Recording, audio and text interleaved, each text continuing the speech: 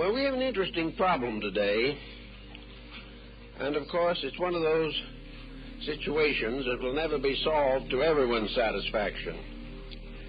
But we begin with a very basic question, and that is, why are we here? What is humanity's reason for existence? Well, there are many schools of thought over the periods of time as to why all this happened. And probably the Greeks had one approach, that the powers that be, the deities of Olympus, having created a beautiful garden here, put human beings down here to take care of it and to enjoy it as much as possible, to take good care of all values and never to become destructive in their relationships. Something went wrong with the plan. A little later, perhaps Aesop answered the question as to why humanity exists, and he took the position that it was a test of stamina.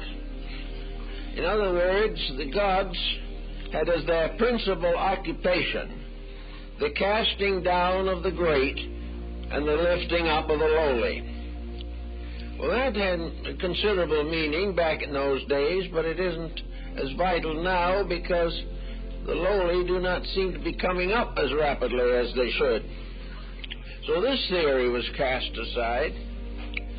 And then we came into the conditions that arose with the Protestant Reformation in Europe.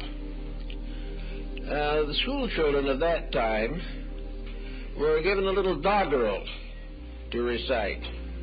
With Adam's fall, we sinned us all. That seemed to take care of everything. But again, there were doubters. Everyone was not satisfied. Then we were here to expiate original sin. With Adam's fall, we sinned us all. That hasn't retained popularity either. So day by day, different periods and different appointments and different philosophies have worked with the problem. Science, in a sense, has cut the Gordian knot. Scientific point of view seems to be there is no reason. And we are simply a product of a continuing failure of we might say, the staying of the growth of humanity. In other words, as some of the friars of the Middle Ages said, the only answer to this is that everyone will stop propagating their kind, and in one generation humanity will cease and it will all be over. Well, that had attraction for some, but the outlying districts never came in. And so that was put aside as one of the speculations. So we are left with a series of philosophical and theological explanations and a scientific situation in which it is all biological, and the inevitable expansion of humanity will continue until the planet will no longer protect or carry them. All of these are unsatisfactory answers. And as far as the books are concerned, we probably never will have an answer that everyone agrees on. But we can, with a certain amount of effort, begin to examine things. And that is the reason we have chosen for a subject this morning, an invitation to insight. We must each, in a certain sense at least, solve these problems for ourselves. We must come to our own conclusions as to why things are as they are, and what the chances of their getting better actually can be considered. Well, insight is a combination of the use of resources within the individual. Perhaps the answer to it all is that we were put here to learn how to think. We're to learn how to live well. and to reform the mistakes of our own forebears and our own present errors of thinking. Insight depends upon two faculties in the human mental equipment. One is the group of faculties which are called the practical or expressive faculties of observation. We are given the power to observe what is happening in the world around us. We can observe every type of phenomena that exists within the range of our perceptions. We can also go through life observing all these things and coming to no valid solution to anything. In other words, we can see almost everything there is to see. But to most people, what they see does not mean anything, unless it happens to be something they're desperately wanting to see.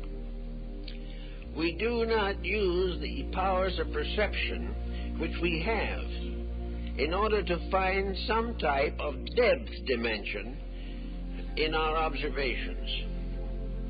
In other words, we are constantly confronted with lessons, and we are with the same constancy avoiding them, failing to see or accept.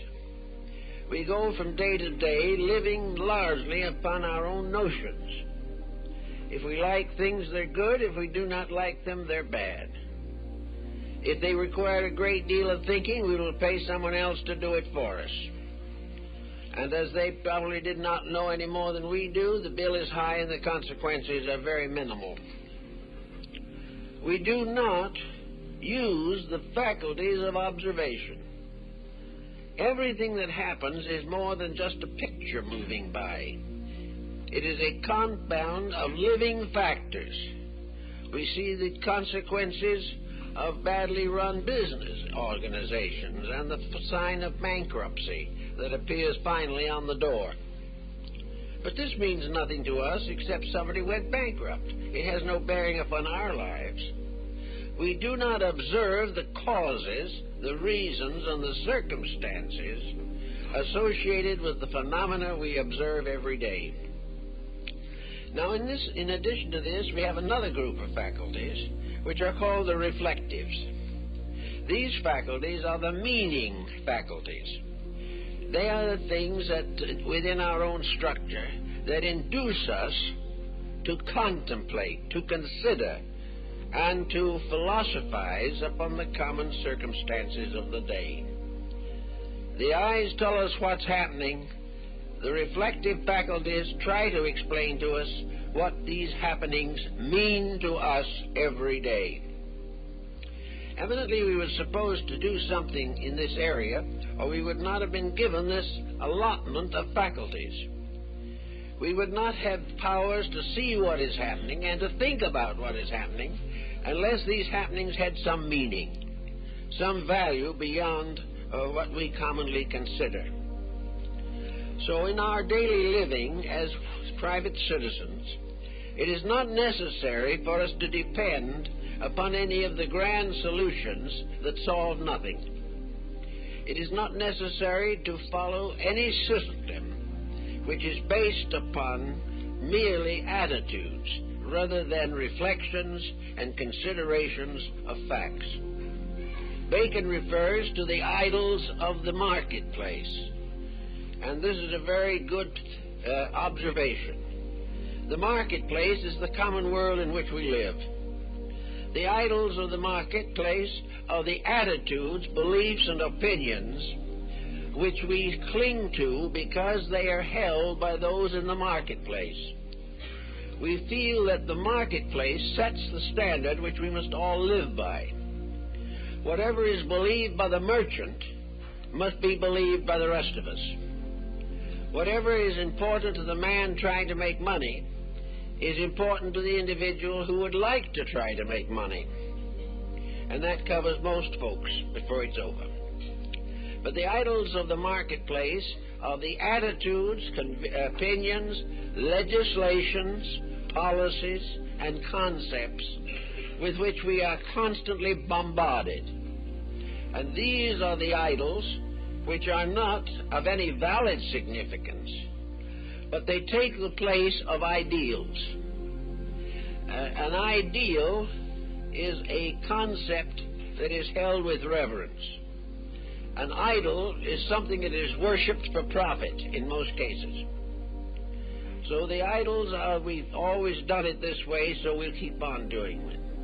We've had legislations for this, so we'll keep on legislating some more.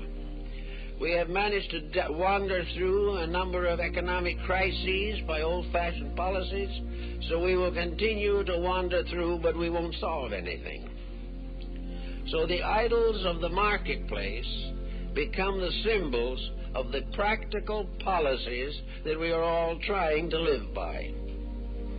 And for the most part, these policies result in a series of disillusionments. Every day it becomes more obvious to us that these policies are not sufficient. They're not getting us where we want to go. They're not providing us with any securities, and they are not answering any of the questions that come up to us in the course of human anxieties. A recent issue of the Christian Science Monitor has a very interesting and informative article on the Himalayan kingdom of Bhutan. Now, we might not expect everyone to know where Bhutan is, but it is squeezed in the foothills of the Himalaya mountains between India and China. It is a country of about 18,000 square miles with a population of somewhere between 2 and 3 million. It is a Buddhist country and the last stronghold of Buddhist theocracy, I guess, in the world today. Even here, the theocratic aspect has been minimized, and the present king, a young man with very modern attitudes, is desperately trying to bring his country into some form of stability.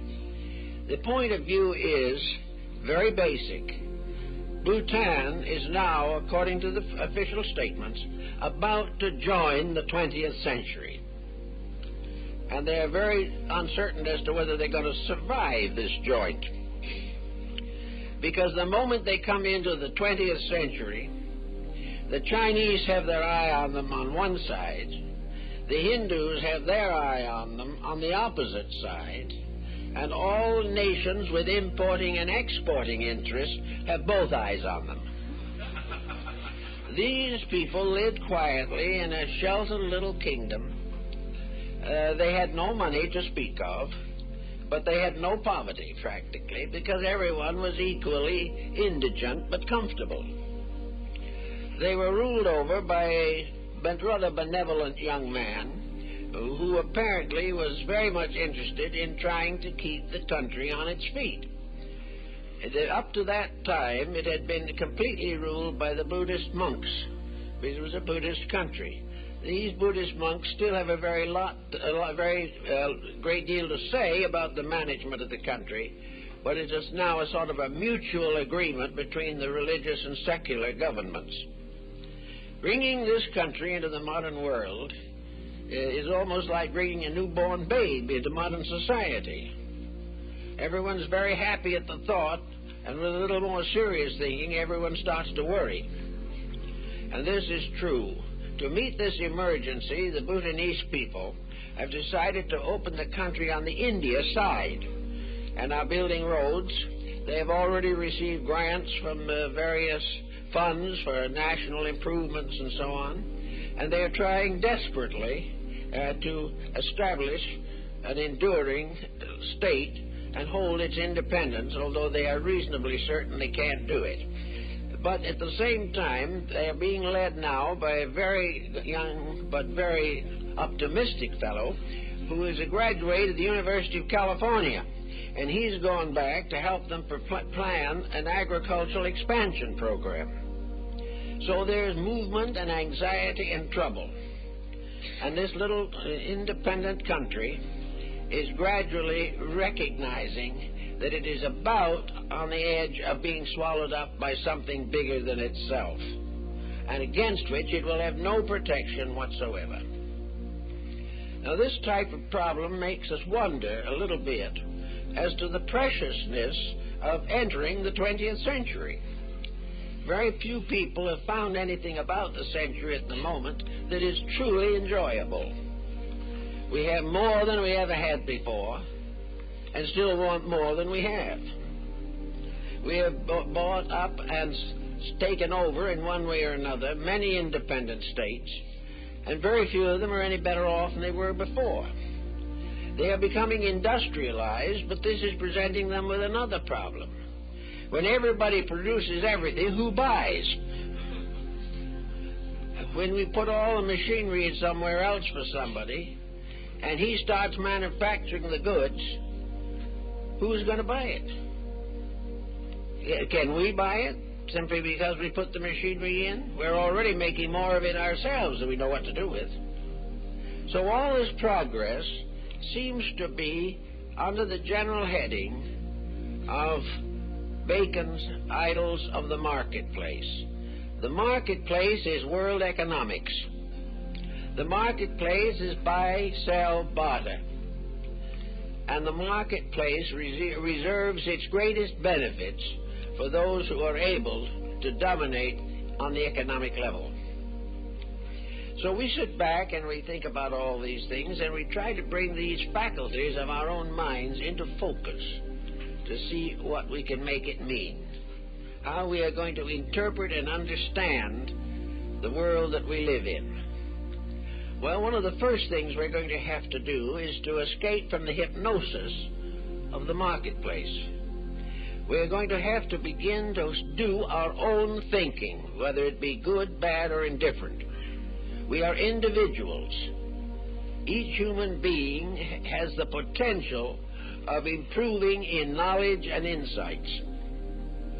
He has the right to fulfill a destiny which will fulfill the faculties that he already possesses. He is capable of more than he is doing. He is capable of solid thinking, but is too lazy, too frightened, or too selfish to do it. He is capable of solving at least his own problems, but instead of that, everything is turned over to governments which seldom, if ever, succeed in solving anything. Therefore, more and more survival for the individual depends upon dependence upon his own inner resources. He is going to have to know in his own mind what his job is, why he is here, and what he's going to do about it. Now, it's not a case of getting all this out of textbooks. This is one of our difficulties. This, again, is part of the story of the marketplace. Our textbooks are all geared to agree with existing policies which themselves have failed. We are being told again and again the importance of doing things as we always have done them. But gradually we wear the policy so thin that it falls apart in our hands. There is very little creative thinking being done, because there are very few people who want to do it, and there are very few who want to listen if anyone else does it.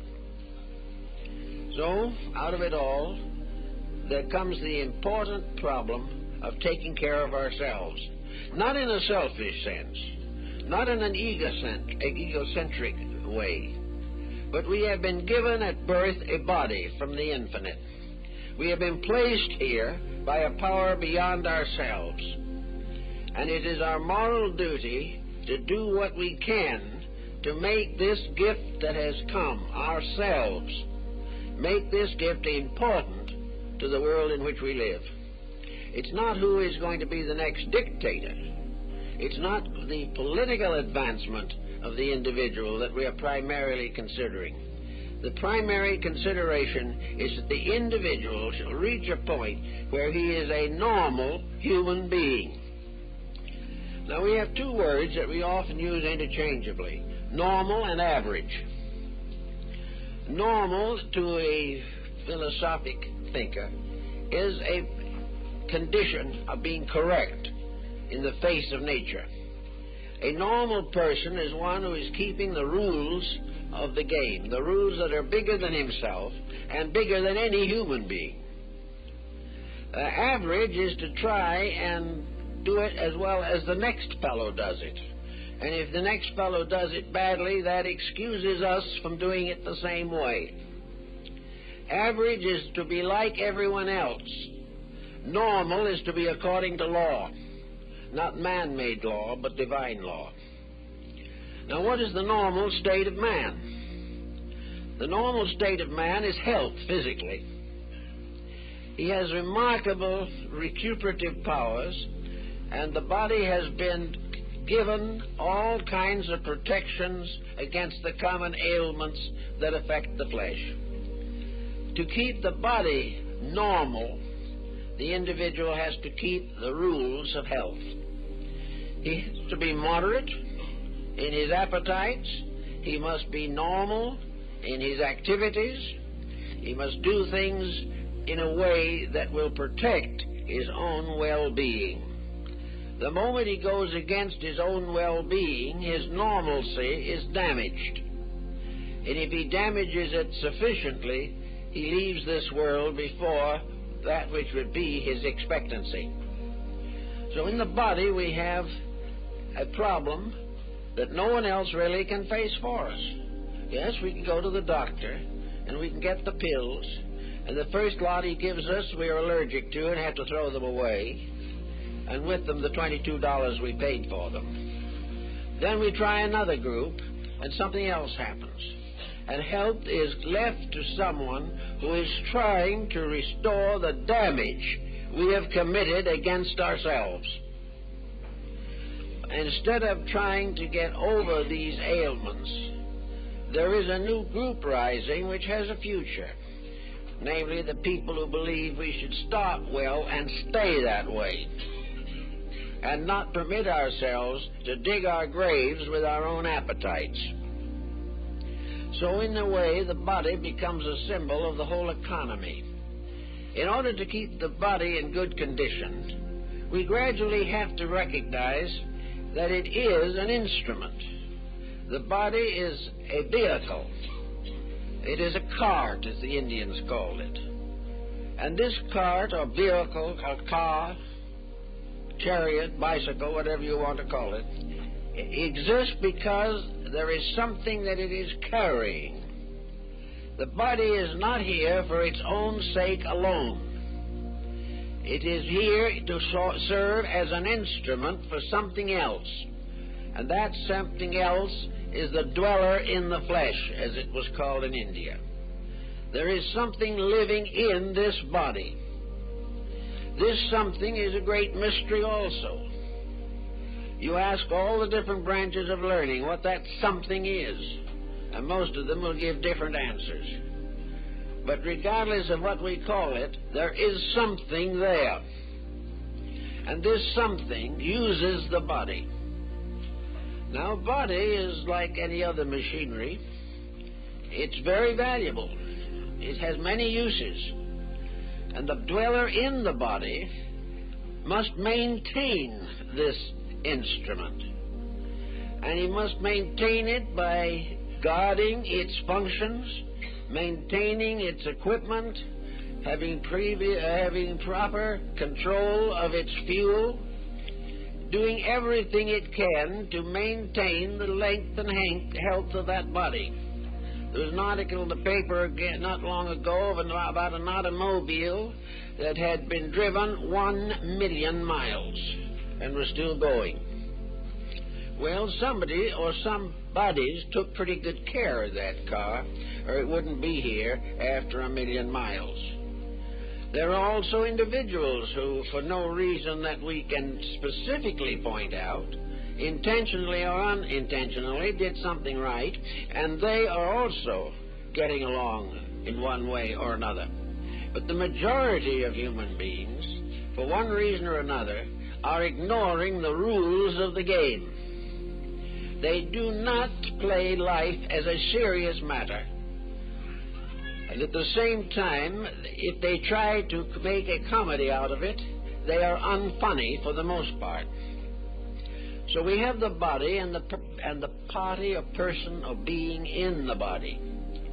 Now, the being in the body has to take care of the body, just as we would have to take care of a trained animal or a pet or a very small child.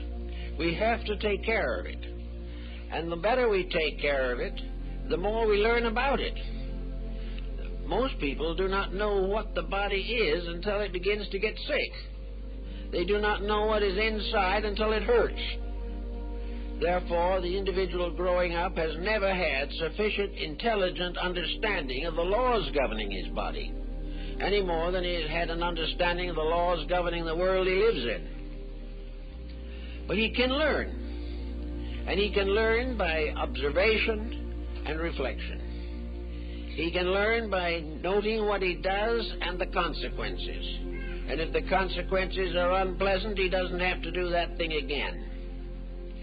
He can be completely indifferent, as in the case of the alcoholic or the narcotics addict.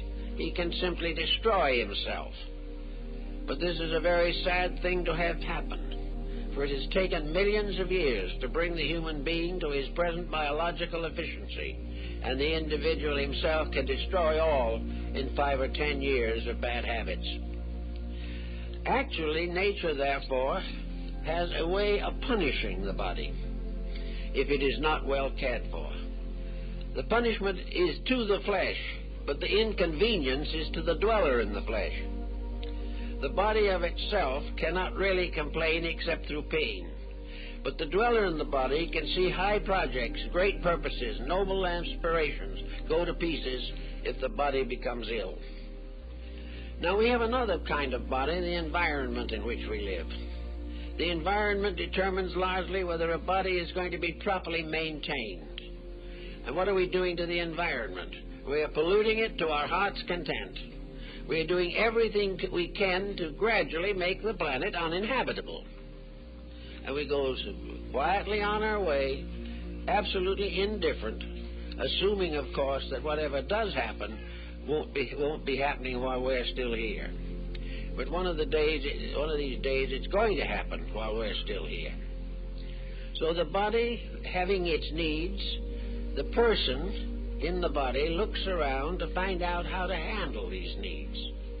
It tries in every way possible to improve health. And today we probably have a greater emphasis upon health than ever before in modern history. People are trying exercise, diets, nutrition, everything in the order to improve health. And this is a very commendable point of view. But pills are expensive, all these things are costly. And why improve health if the individual himself is not going to do anything with his health? If health is just simply going to allow him to drift along, making all those false decisions he did before, wasting time, and finally, anyway, descending into the inevitable darkness at the end. If health is worthwhile, it's because it helps people to do things that are important in themselves. A life of significant activity. A life in which we are not living simply to take care of the body, but we take care of the body simply because it makes it possible for us to fulfill a human destiny. So we then go on to the emotional side of life. And here we find a serious situation because at this time, apparently, humanity is largely adolescent. Here pressures and problems arise on every hand. Here hates and fears flow forth from almost every part of existence.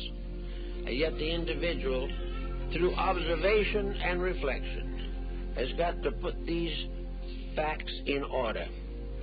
We've got to gradually live in a well-ordered world that we have discovered by the use of well-ordered faculties within ourselves. As long as we live with faculties that have no essential training, we're going to live in a world in which we will never notice anything that is too important. But the more we notice, the more it influences us, the better people we can become. So this has to do with the problem of insight.